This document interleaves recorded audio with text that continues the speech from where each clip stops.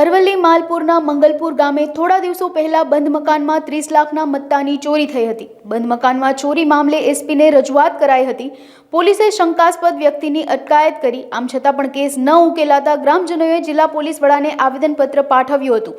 આ ઉપરાંત પોલીસ પાસે યોગ્ય ન્યાયની માંગણી કરી હતી।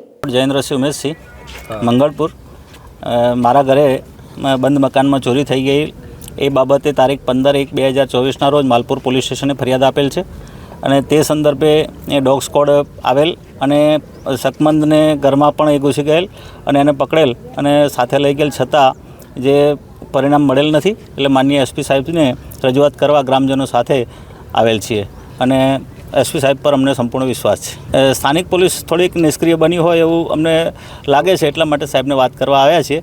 તપાસ ચાલે છે પણ 2 દિવસથી એ લોકો ઘર તરફ પણ આવ્યા નથી, એટલે અમને એવું લાગ્યું કે સાહેબને રજૂઆત કરીએ। તમને સ્થાનિક પોલીસ કઈ કહે છે કે પ્રેશર સ્થાનિક પોલીસ એવું કશું કહેતી નથી, પરંતુ આ સાહેબને અમે રજૂઆત કરી કે અમને ન્યાય મળે બસ।